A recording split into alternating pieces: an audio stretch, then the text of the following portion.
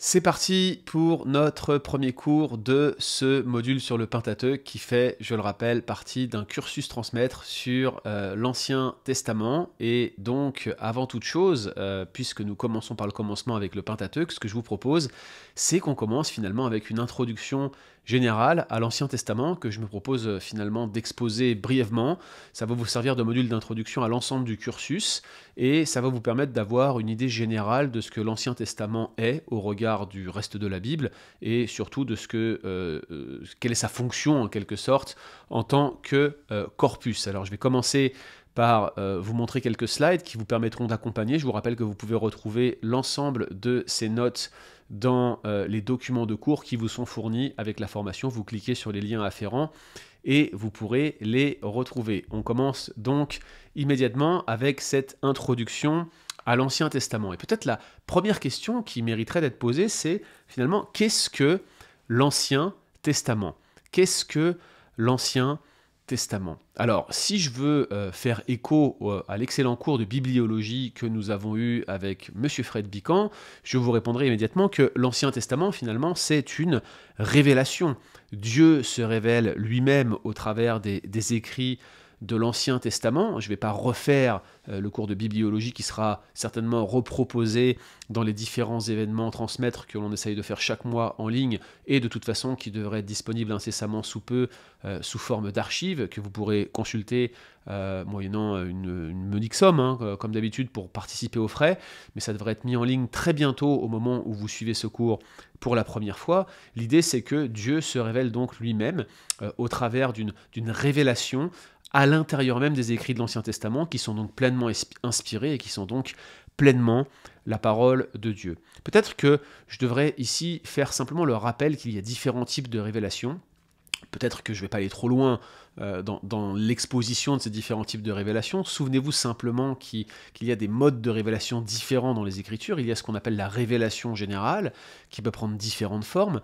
Cette révélation générale peut être faite au travers de la création, par exemple, qui est un mode de révélation générale. On parle aussi parfois de la conscience qui est celle on retrouve avec la loi mise dans le cœur d'Adam, Romains 2,15. C'est très intéressant d'ailleurs de noter que Paul, pour établir la culpabilité du genre humain dans son ensemble, fait appel à la fois à la loi de Moïse, révélée spécialement aux Juifs, mais également à deux éléments de la révélation générale, que sont la création en elle-même, les perfections invisibles de Dieu, dit Paul dans Romains 1, mais également la conscience. Les hommes sont inexcusables parce qu'ayant connu Dieu, ils ont refusé de le reconnaître comme tel et de le chercher.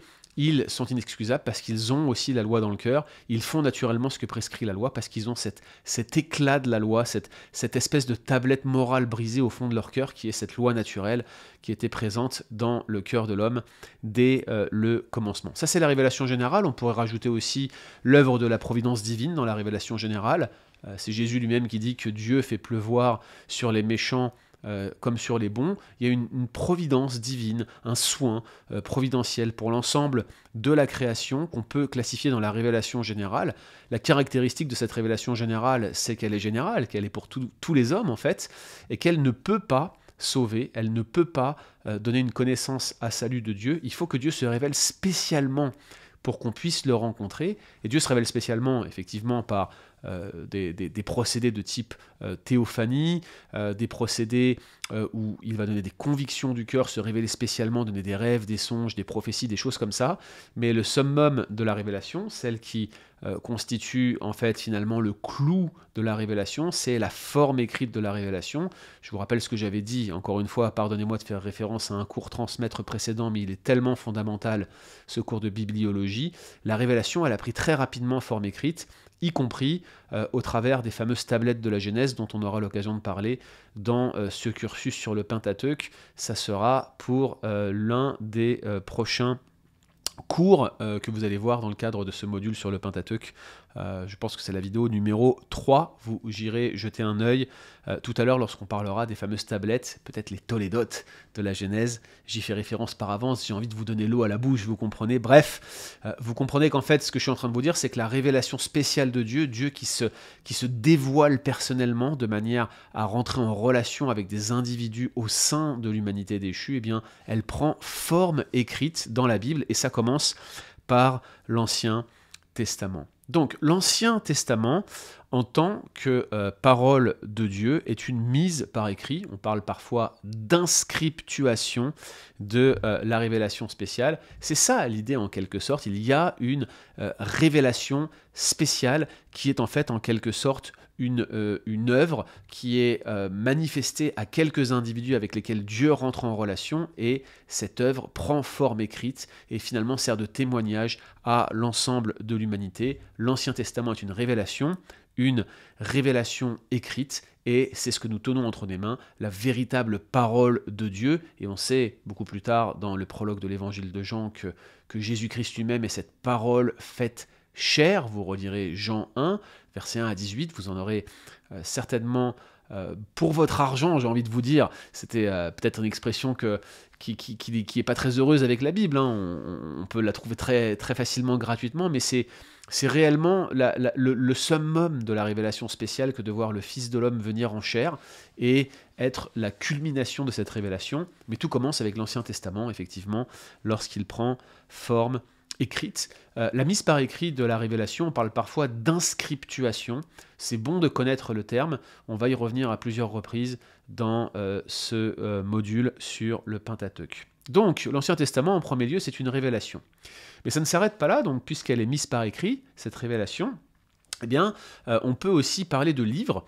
On parle de corpus de livres. Alors évidemment, à l'époque, c'était plutôt des rouleaux.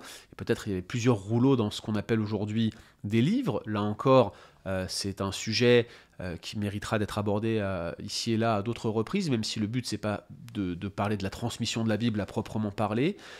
Mais il faut noter que pour nous, en tout cas dans sa forme actuelle, l'Ancien Testament comporte 39 livres écrits à différentes époques, avec un temps de rédaction qui dépasse les 1500 ans, donc plus de 1500 ans de rédaction, et cela donc constitue un rapport en quelque sorte, une description des actes de Dieu dans l'histoire. C'est donc une forme d'histoire, c'est donc un récit historique que l'on peut trouver tout au long de l'Ancien Testament. Il y a une trame narrative, une intrigue continuelle, une espèce de grande histoire. C'est ainsi qu'on pourrait s'exprimer ici lorsqu'on parle de l'Ancien Testament. C'est donc un corpus de livres, mais qui raconte une seule et même histoire, celle de l'interaction de Dieu. Alors je parle de grande histoire ici, ça vaut le coup qu'on mentionne aussi également ce qu'on peut parfois appeler le métarécit, la grande histoire de l'Ancien Testament. J'aimerais faire quand même une distinction pour commencer à ce sujet-là. J'aimerais commencer par distinguer ce que l'on appelle parfois l'histoire de l'historiographie. Qu'est-ce qu'on appelle l'histoire ? L'histoire, finalement, si on doit rester sur le sens même du terme, ce sont les faits qui se sont produits dans le temps.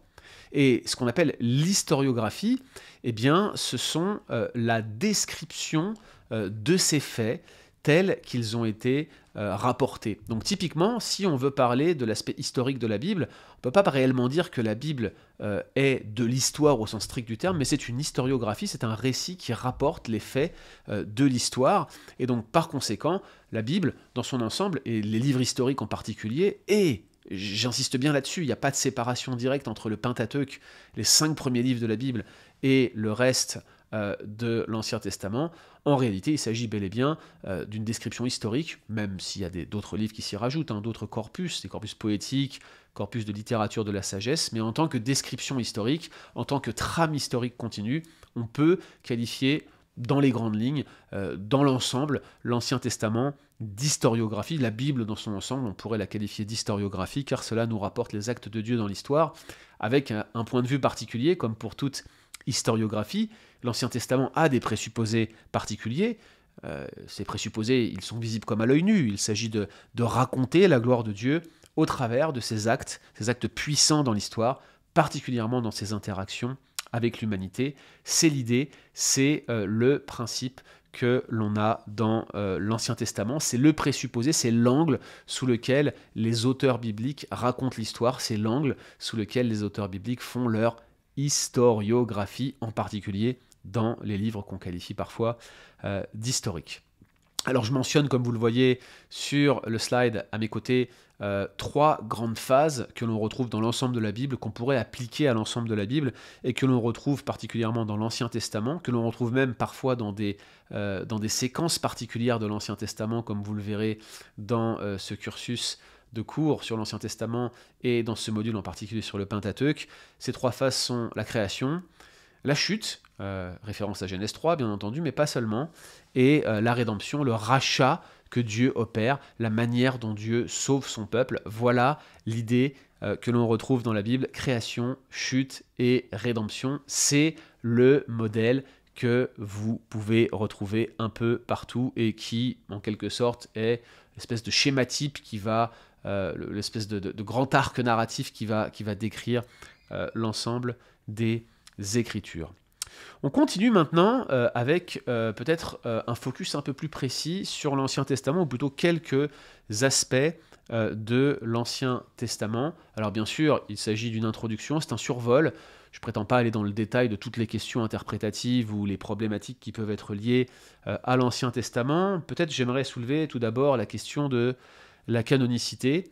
Et en premier lieu, j'aimerais vous référer à un certain nombre d'ouvrages qui pourront vous éclairer là-dessus. En français, vous avez l'ouvrage de Tramper Longman et Raymond Dillard sur l'Ancien Testament, une introduction à l'Ancien Testament qui peut vous être utile pour creuser cette question de la canonicité de l'Ancien Testament. Puis on a aussi un certain nombre d'articles sur cette question sur le blog Le Bon Combat qui pourront vous aider, qui pourront vous aiguiller. On a 2 principaux canons de l'Ancien Testament, c'est-à-dire qu'on a 2 formes, 2 agencements canoniques, 2 classements des livres de l'Ancien Testament. Je vous rappelle que la notion de canon signifie en réalité une règle. La règle, c'est finalement le classement des livres. C'est comme une bibliothèque, un canon en quelque sorte. Et on en a 2. On a un canon grec qui est davantage chronologique et qui est reflété dans la plupart de nos Bibles. Donc là, vous allez avoir un déroulement chronologique de l'ensemble des livres. En tout cas, on vise la chronologie, c'est jamais absolu et parfait parce que évidemment il y a des types de littérature différentes, comme vous le savez. Il y a des livres qui sont davantage historiques, d'autres qui sont des écrits prophétiques. Vous avez de la poésie, vous avez de la littérature de la sagesse, et donc par conséquent, on a un sens général de chronologie, mais il n'est pas absolu. On a gardé une classification par corpus. Et puis la Bible hébraïque, elle, vise je dirais plutôt à raconter une histoire particulière. Donc on commence avec la Torah, puis on a ce qu'on appelle parfois les prophètes, Nevim, Rishonim, les premiers prophètes qui sont en fait les livres historiques qui se suivent, qu'on appelle parfois l'histoire deutéronomiste. Ça part du Deutéronome, en fait du Pentateuque, et puis ça continue jusqu'à 2 rois, donc c'est Josué, Juge, 1 de Samuel, 1 de Rois. Ça c'est vraiment la grande histoire telle que le canon hébraïque le présente, en tout cas dans l'agencement des livres. Et puis vous avez d'autres corpus prophétiques, puis aussi ce qu'on appelle les écrits, avec à l'intérieur des écrits une multitude d'ouvrages qui sont finalement agencés plus sous un angle, je dirais, théologique, même s'il y a encore une fois un sens de chronologie qui en découle. L'un des meilleurs exemples de divergence entre le canon grec et le canon hébraïque, encore une fois je vous renvoie pour avoir une analyse précise du classement et pour les comparer à l'ouvrage que je vous ai mentionné tout à l'heure, mais vous pourriez en utiliser d'autres. Le classement est même présenté dans certaines introductions ou bibles d'études que vous pourriez avoir à la maison. Mais l'une des principales divergences, c'est la position du livre de Ruth.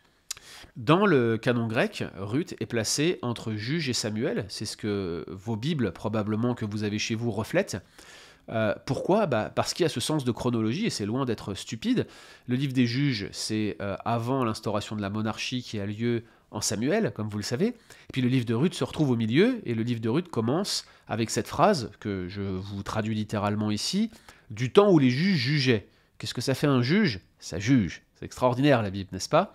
En fait, c'est pour décrire que le livre de Ruth, l'action qu'il décrit, ce livre, prend place en fait, durant la période des juges, durant la période qu'on appelle parfois de la Ligue tribale.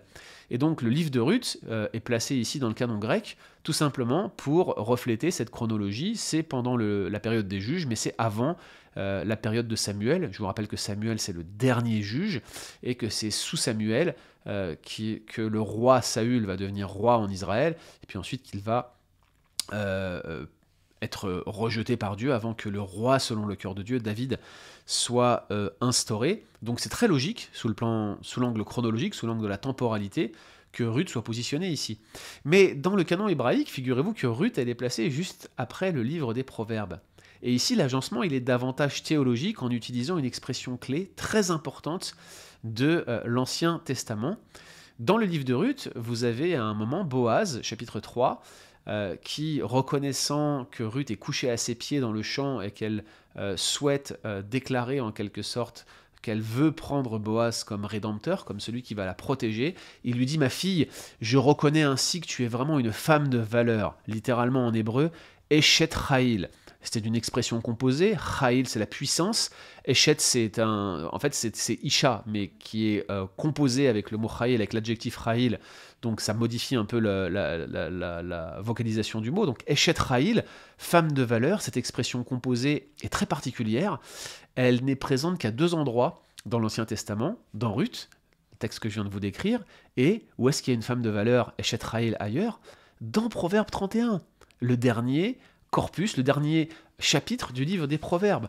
Donc vous avez les Proverbes qui se terminent avec une exposition sapientale, une exposition pleine de sagesse et théorique, une ode à la femme vertueuse de manière un peu hypothétique. Mais qui est cette femme? On se le demande. Elle est anonyme, n'est-ce pas? On la décrit, on explique ce qu'elle fait, elle achète un champ, son mari est à la porte, il lui fait confiance, etc.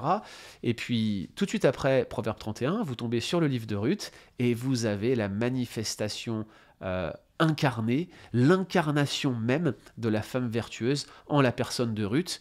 Mon opinion personnelle, c'est que le livre de Ruth a été écrit avant ce chapitre de Proverbes, par conséquent que ce chapitre de Proverbes est écrit en ayant Ruth en tête. Et d'ailleurs, si vous regardez et si vous faites une comparaison entre le personnage de Ruth dans le livre de Ruth et que vous lisez ce que sont les caractéristiques de la femme vertueuse en Proverbe 31, vous allez vous rendre compte qu'il y a de très fortes similitudes quant au personnage. Bref, vous voyez l'intérêt du canon hébraïque qui, ici, a un agencement très théologique basé sur des assimilations de type intertextuel. Je m'arrête ici, je n'irai pas plus loin, mais je tenais quand même à mentionner cet aspect pour vous montrer l'une des grandes divergences entre ces 2 types de canons. Alors quand on parle de canonicité de l'Ancien Testament, il y a 2 légendes qui sont souvent rapportées. La première, c'est celle qui se retrouve dans un texte qui date d'environ 100 avant Jésus-Christ, la lettre d'Aristée, qui vous raconte l'histoire de la traduction en grec du Pentateuque par 72 traducteurs juifs qui l'auraient fait en 72 jours. En vérité, la traduction en grec de l'Ancien Testament, il y a plusieurs versions différentes anciennes, les vieilles traductions grecques, et elle a pris bien plus que 72 jours. D'ailleurs, les livres ont probablement été traduits indépendamment les uns des autres, et le projet était encore en cours, c'est très probable, du temps de Jésus. Donc l'histoire de la lettre d'Aristée, elle est très jolie, très belle, répandue un peu partout, mais elle n'est pas très exacte aujourd'hui. Presque aucun spécialiste ne va défendre cette thèse, sauf peut-être ceux qui veulent absolument tenir en haute estime la Bible et défendre son origine divine, mais en réalité, c'est pas comme ça que ça s'est passé.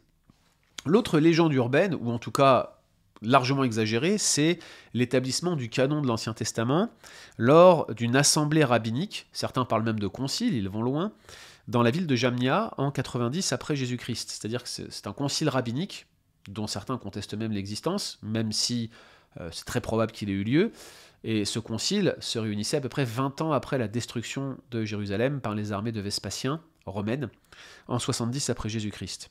Alors le terme concile, je le disais, et la mention d'une date précise sont souvent cependant trompeurs, parce que dans les faits, à la suite de la destruction du temple de Jérusalem par les armées romaines en 70 après Jésus-Christ, eh bien, il va y avoir effectivement des discussions rabbiniques qui vont prendre place dans cette ville de Jamnia, mais elles vont se poursuivre pendant 60 ans.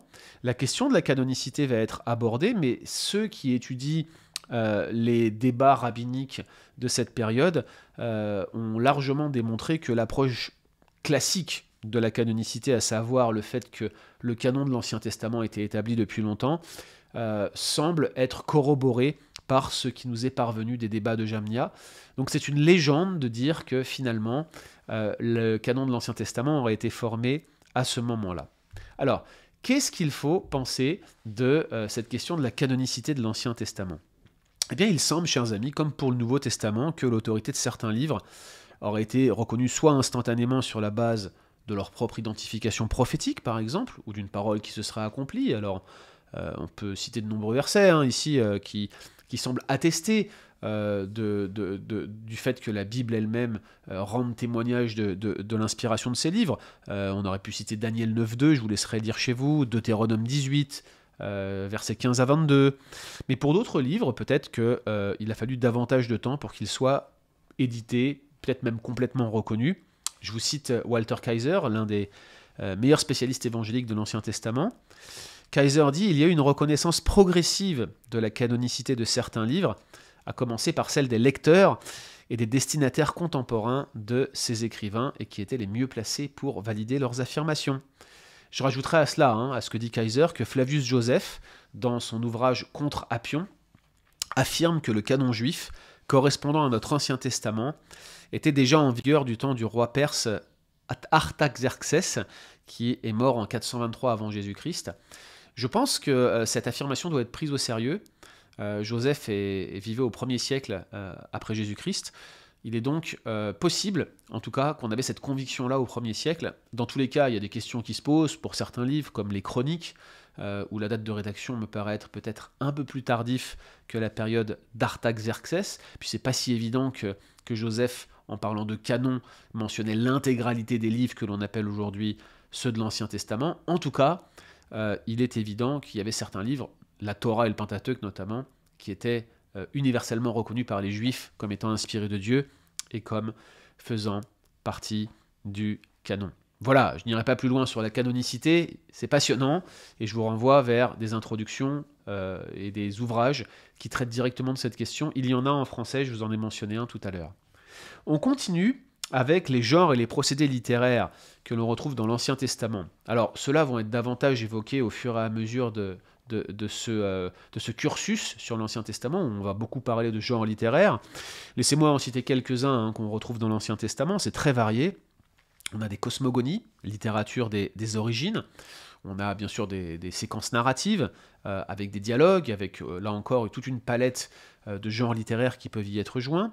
On a bien sûr des textes légaux, très importants, avec là encore différents types de lois. On pourrait parler des lois apodictiques, ce sont des commandements qui sont absolus, comme les 10 commandements par exemple, ou les 10 paroles si je voulais être plus précis. On a des lois casuistiques où on vous pose des cas en fait. Si quelqu'un a fait ceci, alors on fera cela. C'est typique des cas de transgression de la loi où on va légiférer sur une punition. On va retrouver ça dans le livre de l'Exode et dans le Lévitique. Puis on a des lois cultuelles, des principes de pureté, des lois sur les sacrifices. Bref, là encore, on pourrait subdiviser davantage le genre littéraire de la loi. On a des dialogues, je l'ai mentionné tout à l'heure, qui souvent sont au sein de séquences et de sections narratives. Notez que le livre de Ruth, dont je vous parlais tout à l'heure, est rempli de dialogues. On a des décrets royaux, mais aussi des décrets divins. On a des proverbes, des maximes, on a de la littérature sapientale, on a de la prose. Parfois on a de la prose élevée proche de la poésie, puis après on a carrément de la poésie, comme les psaumes, et puis on a des micro-genres littéraires ici et là, comme des énumérations, par exemple la liste des rois vaincus de Josué 12, très intéressant comme texte, surtout quand on vous invite à prêcher sur ce texte-là, ça m'est arrivé, figurez-vous. J'ai regardé une semaine avant ce qu'on m'avait donné comme texte, et j'ai découvert que j'avais Josué 12 à prêcher. Voici la liste des rois vaincus. Wow! Bah, on a des choses à dire sur les énumérations, croyez-moi, et il y en a pas mal dans l'Ancien Testament. Et puis un genre littéraire important qu'on va mentionner à plusieurs reprises dans déjà le cours sur le Pentateuque, bien sûr, mais également dans le cursus d'Ancien Testament dans son ensemble, ce sont les généalogies qui ont une importance capitale, même si ce n'est pas forcément les séquences que vous préférez lire. Je terminerai en vous mentionnant un motif particulier qui est connecté justement aux généalogies, mais pas seulement, c'est le motif de la lignée qui est non seulement un thème transcendant dans l'Ancien Testament, mais en plus un fil conducteur. En Genèse 3.15, vous avez le jugement suite à la chute de l'homme et de la femme qui est prononcé sur le serpent. Et Dieu dit qu'il va mettre de la haine, de l'inimitié entre le serpent et la femme, et entre sa postérité et ta postérité. Il lui dit, sa postérité t'écrasera la tête et tu lui blesseras le talon. De nombreux théologiens, et je m'associe à eux, considèrent qu'il s'agit là de la première mention d'un serviteur souffrant, de la première promesse messianique de l'ensemble de la Bible. On parle parfois de proto-évangile. Et si vous regardez bien, la promesse de ce serviteur souffrant est finalement recherchée par les auteurs bibliques qui continuent à écrire. D'ailleurs, dès la Genèse, Genèse 5, vous avez une généalogie qui va d'Adam à Noé. Elle est très longue et elle va être poursuivie ensuite en allant de Noé à Abraham. Si vous allez jusqu'à la fin de Genèse 1.11, vous allez voir que cette généalogie continue. Et en fait, cette généalogie, elle va continuer, se poursuivre avec toujours une recherche, une quête de trouver ce fameux serviteur qui a été mentionné pour la première fois en Genèse 3.15, cette descendance d'Ève, cette descendance de la femme qui réglera le problème du mal une fois pour toutes en lui écrasant la tête, auquel probablement Paul fait référence en Romains 16 quand il dit « Le Dieu de paix écrasera bientôt Satan sous vos pieds ». C'est vraiment l'idée de Jésus-Christ qui écrase la tête du serpent. Ce qui est très intéressant, c'est si vous comparez cette généalogie de Genèse 5, d'Adam à Noé, avec celle qui a eu lieu juste avant, la toute première généalogie de la Bible, celle de Genèse 4, 17 à 23, celle qui va de Caïn à Lémec. La généalogie qui va de Caïn à Lémec, elle s'arrête à Lémec et on n'entend plus parler d'eux. Certainement, ils sont morts avec le déluge, si on suit la logique biblique, mais plus important encore, ce qui intéresse les auteurs bibliques, c'est la poursuite de cette fameuse lignée, celle qui est annoncée à la femme, celle qui constitue la promesse. Les généalogies sont sélectives, et la simple raison, c'est qu'on cherche à savoir qui est ce serviteur souffrant qui va paraître bientôt. Donc c'est vraiment intéressant de regarder ce motif de la lignée et comment il est développé par les généalogies, par exemple, mais pas seulement. Le but est vraiment de vous montrer que les perspectives messianiques, au travers d'un motif comme celui-ci, se retrouvent dans l'ensemble de l'Ancien Testament. C'est un simple exemple que je mentionne ici, ce motif de la lignée, mais il est extrêmement important.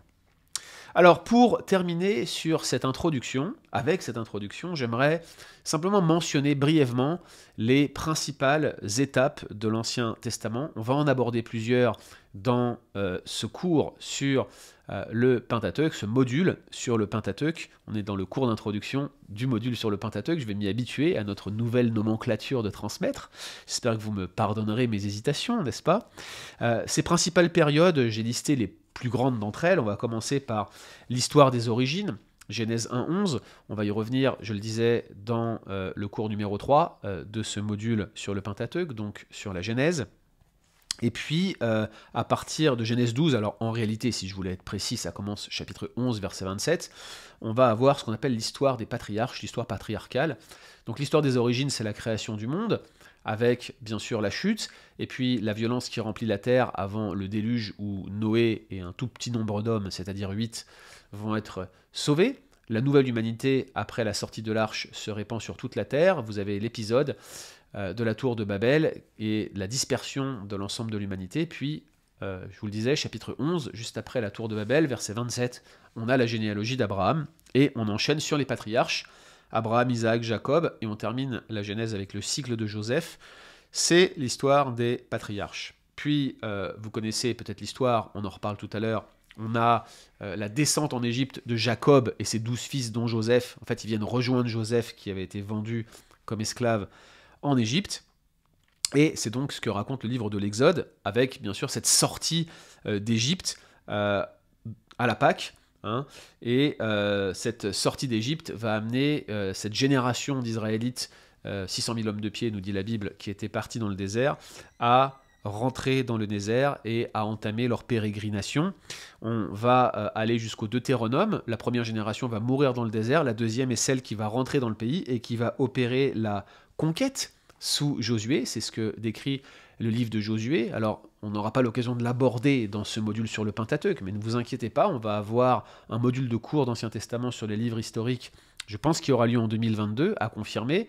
En tout cas, ce cours, si vous le voyez pour la première fois aujourd'hui, c'est qu'on est en 2022. Si vous le voyez plus tard, ça sera peut-être une rediffusion. Mais donc, la conquête n'est pas une blitzkrieg, c'est-à-dire c'est pas une guerre éclair. Ils ne sont pas rentrés dans le pays, ont gagné des batailles en 1 an et sont partis. Ça a probablement mis plus de temps. Et dans tous les cas, je vous citais la liste des rois vaincus au chapitre 12 du livre de Josué tout à l'heure, la fameuse énumération de Josué 12. À partir de Josué 13, en fait, on rentre dans le partage du pays, on l'attribue aux différentes tribus, parce qu'ensuite les tribus sont censées poursuivre la conquête là où elles s'installent et chasser les peuples en accomplissant le plan de Dieu, les Cananéens que Dieu avait maudits, en quelque sorte, que Dieu avait demandé à exterminer au peuple d'Israël. Grosse question éthique de l'Ancien Testament. Comment Dieu a-t-il pu demander une chose pareille, n'est-ce pas? Eh bien, c'est ce qu'on voit dans le livre des Juges, c'est la période de la Ligue tribale. On parle parfois de l'époque pré-monarchique parce que c'est l'installation dans le pays des 12 tribus, avec le partage du territoire qui avait été fait par Josué. Alors, pas seulement parce que Moïse avait anticipé cela de l'autre côté du Jourdain, je prends un peu d'avance sur les futurs cours ici, mais donc le partage du pays a été fait par Josué. À l'époque des Juges, le peuple occupe le pays, c'est la ligue tribale, hein, c'est-à-dire qu'il y a 12 tribus qui sont présentes et qui ont chacun un territoire à occuper. Et en fait, le livre des Juges, à l'époque pré-monarchique, vous raconte la faillite du peuple d'Israël, tout simplement. Et puis, bien sûr, vous allez avoir l'instauration de la monarchie sous Samuel, on en parlait tout à l'heure, avec tout d'abord Saül, le roi selon le cœur de l'homme, puis David, le roi selon le cœur de Dieu. Le fils de David, Salomon, va être un grand roi, le roi éclairé, si je puis m'exprimer ainsi, mais son fils, Roboam, va, à cause de son orgueil, amener le peuple d'Israël à se diviser en deux. 10 tribus au nord, c'est le royaume d'Israël, 2 tribus au sud, c'est le royaume de Juda, et ils ne seront réconciliés en quelque sorte qu'avec le retour d'exil. En 722 avant Jésus-Christ, les armées assyriennes vont déporter le royaume du Nord et vont les remplacer par des gens de Sepharvaïm, de Suse, qui vont devenir en fait les Samaritains que l'on retrouve du temps de Jésus. Jean 4, hein, l'épisode de la femme samaritaine, ce sont les peuples, les Samaritains, que les Assyriens avaient ramenés dans le royaume du Nord. Et puis le royaume du Sud, Juda, lui va être déporté plus tard par les Babyloniens en 587 avant Jésus-Christ, et donc on va entamer ce qu'on appelle parfois la période exilique, l'exil, ou avec des ouvrages comme Ézéchiel et Daniel qui racontent un petit peu la période telle qu'elle était vécue à Babylone pour les déportés de Juda. Et puis ensuite vous allez avoir le retour d'exil, la période post-exilique. Alors ça c'est plutôt les livres de Néhémie et d'Esdras qui racontent cela, et des prophètes comme Zacharie et Agé par exemple, qui sont des prophètes post-exiliques. Voilà pour ce survol, cette présentation de cette introduction, ou plutôt de cette grande histoire de l'Ancien Testament. Et je me rends compte que en fait, je n'ai pas partagé le PowerPoint. Donc depuis tout à l'heure, vous êtes en train de voir ma tête qui parle tout seul, alors que j'avançais dans le PowerPoint. J'espère que je pourrais vous montrer un peu plus ce que je vous disais depuis tout à l'heure. Vous pourrez le regarder dans le plan de cours que je vous ai donné tout à l'heure. Donc je vous ai montré qu'est-ce que l'Ancien Testament. Voilà pour la slide l'Ancien Testament à la loupe. Je me demande tout simplement si vous avez vu tout ça, parce que je m'en aperçois seulement maintenant. Pardonnez-moi si ce n'est pas le cas, mais écoutez, vous aurez tout dans votre plan de cours, et vous pourrez retrouver dans vos différentes notes tout ce que je vous ai dit ici. Merci d'avoir suivi cette introduction. Je vous donne rendez-vous maintenant pour le module numéro 2 sur l'histoire de l'interprétation de l'Ancien Testament. Que le Seigneur vous bénisse, et à tout de suite.